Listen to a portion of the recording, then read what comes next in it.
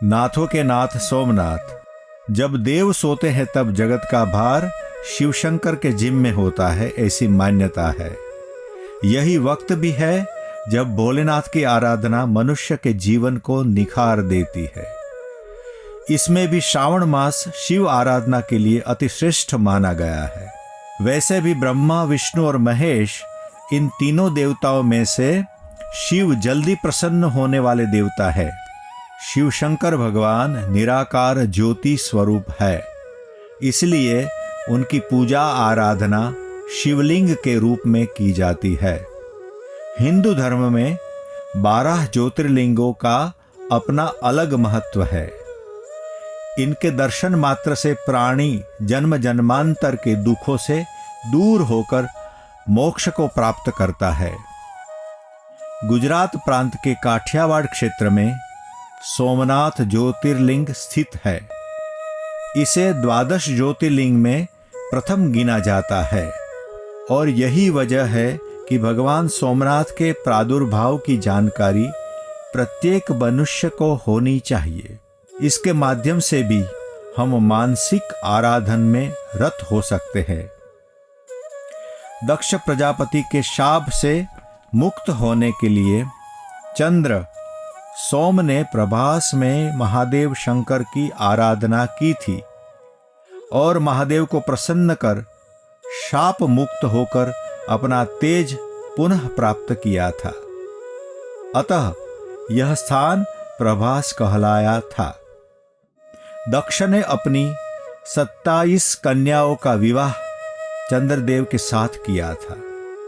चंद्रदेव रोहिणी, जो कि सर्वाधिक सुंदर थी, को ही अधिक प्रेम करते थे। इसके लिए उनकी अन्य पत्नियों ने अपने पति चंद्र की शिकायत अपने पिता दक्ष से की।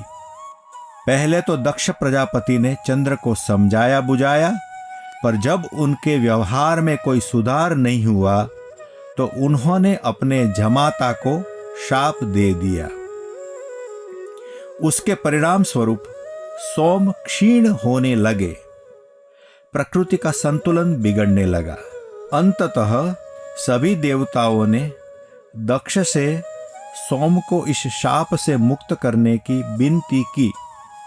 तब दक्ष ने बताया कि प्रभास में जहां सरस्वती नदी का सागर संगम होता है, वहां जाकर यदि सोम महादेव की आराधना करेंगे तो शिव कृपा से वे मेरे शाप से मुक्त हो पाएंगे। चंद्रदेव ने रोहिणी के साथ मिलकर सोमनाथ ज्योतिर्लिंग और सोमनाथ मंदिर की स्थापना की और दीर्घकाल तक आराधना की। भगवान शिवजी प्रसन्न हुए और सोम को वर दिया कि सोम की शुक्ल पक्ष में वृद्धि होगी और वह प्रकाशमान रहेंगे। इस प्रकार शिव कृपा से सोम को अपना तेज पुनः प्राप्त हुआ। शिव का यह मंदिर सदैव से ही अपने चमत्कारों और ऐश्वर्य के कारण विवादों में रहा। विदेशी लुटेरों ने इसे कई बार लूटा और मंदिर को खंडित किया। इस मंदिर ने अपने कई विनाश एवं निर्माण देखे हैं। यह मंदिर लोगों को संदेश देता है कि संहारक शक्ति से सर्जन शक्ति अधिक बलवान होती है। उपलब्ध ऐतिहासिक प्रमाणों से ज्ञात होता है कि इस मंदिर का 7 बार निर्माण हुआ है। इस मंदिर का निर्माण सोम शर्मा नाम के पशुपताचार्य ने ईस्वी सन के प्रथम शतक में करवाया था। लोगों की ऐसी मान्यता है कि वे भगवान शिव के 27वें अवतार थे। दूसरी बार राजा धारसेन चतुर्थ के शासनकाल में ईस्वी सन 640 से ईस्वी सन 649 में इसका निर्माण हुआ, जो कि काल प्रभाव से क्षीण हुआ। इसके बाद 8वीं या 9वीं सदी के प्रारंभ में चालुक्य सोलंकी राजाओं ने तीसरा मंदिर बनवाया। लाल पत्थरों से निर्मित यह कलात्मक और विशाल मंदिर बना। उस समय इस मंदिर की समृद्धि की कीर्ति 10 दिशाओं में फैली हुई थी।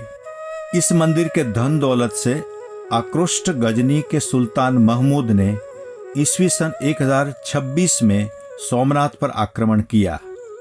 सोमनाथ का गढ़ राजा मांडलिक के कब्जे में था। 8 दिन तक घमासान युद्ध हुआ। मंदिर की रक्षा करते हुए 50,000 योद्धाओं ने प्राणार्पण किया। महमूद ने किला फतह किया, मंदिर को लूटा, जलाया, तोड़ा और शिवलिंग को भ्रष्ट किया। चौथी बार इस मंदिर का निर्माण ईस्वी सन 1026 से 1030 या 1042 में मालवराज भोज परमार और अणहिलपुर पाटन के चालुक्य राजा भीमदेव प्रथम ने किया। 5वीं बार इस मंदिर का निर्माण पाशुपताचार्य भाव बृहस्पति के अनुरोध पर चालुक्य वंश के राजा कुमारपाल ने करवाया। इस मंदिर को भव्य बनाने में राजा भीमदेव द्वितीय ने अपना योगदान दिया। ईस्वी सन 1298 में दिल्ली के सुल्तान अलाउद्दीन खिलजी के आदेश पर उसके सरदार अल्फा खान ने इस मंदिर को तोड़ा, लिंग को भ्रष्ट किया और अवशेष दिल्ली ले गया। 6वीं बार इस मंदिर का निर्माण हुआ। सन 1308 में जूनागढ़ के चुड़ासमा राजा महिपाल देव ने करवाया। इस मंदिर को मुगल सम्राट औरंगजेब के आदेश पर एक बार फिर खंडित किया गया। इस मंदिर के पुनर्निर्माण के लिए अहिल्याबाई होलकर ने अपने मंत्री श्री कृष्ण बाजी जी को भेजा। जब श्री कृष्ण बाजी जी प्रभास पहुंचे और मंदिर की दशा को देखा तो पाया कि यह स्थान भगवान की प्रतिष्ठा के लिए अयोग्य है। अतः उन्होंने इससे कुछ दूर जहां शाकल्येश्वर महादेव का मंदिर था वहां नया मंदिर बनवाया। भूगर्भ में सोमनाथ के लिंग की पुनः प्रतिष्ठा की। ऊपरी तल पर महारानी के नाम से अहल्येश्वर महादेव का शिवलिंग स्थापित किया। 7वीं बार जो मंदिर बना वह मौजूदा नया मंदिर है। उसके लिए श्री कमा मुंशी लिखते हैं, यदि सरदार पटेल ना होते तो हमारी आंखें सोमनाथ मंदिर का पुनः निर्माण न देख पाती। स्वतंत्र भारत में जब मंदिर की दशा को पटेल जी ने देखा तो उनका हृदय द्रवित हो उठा। उन्होंने सोमनाथ के नवनिर्माण की प्रतिज्ञा की। महात्मा गांधी ने सलाह दी कि प्रजा मिलकर नूतन सोमनाथ मंदिर का खर्च वहन करे, वही उचित होगा। परिणाम स्वरूप सोमनाथ ट्रस्ट की स्थापना हुई। सोमनाथ ट्रस्ट के अध्यक्ष आदरणीय श्रीमान महाराजा जाम साहेब श्री दिग्विजय नाथ सिंह जी ने नए मंदिर का 8 मई 1950 को शिलान्यास किया और 13 मई 1965 के दिन 12:30 बजे कलश की प्रतिष्ठा कर ध्वज लहराया। भारत के चौथे प्रधानमंत्री श्री मोरारजी देसाई भी इस ट्रस्ट के अध्यक्ष रह चुके हैं। हमारे वर्तमान प्रधानमंत्री श्री नरेंद्र मोदी इस ट्रस्ट के 8वें अध्यक्ष हैं। मंदिर की प्राण प्रतिष्ठा 11 मई 1951 में हमारे देश के प्रथम राष्ट्रपति रहे डॉक्टर राजेंद्र प्रसाद के द्वारा हुई और इसे राष्ट्र को समर्पित किया गया था। आधुनिक समय में यह राष्ट्र तीर्थ के रूप में उभरा है। श्री सोमनाथ मंदिर से देहोत्सर्ग जाने वाले मार्ग पर त्रिवेणी घाट है, जो कपिला, हिरण्या और सरस्वती नदियों का समुद्र में संगम है। यहाँ पितृ श्राद्ध की भारी महत्ता है। इन नदियों के संगम स्थल पर सोमनाथ ट्रस्ट के द्वारा विशालकाय स्नान घाट का निर्माण किया गया है।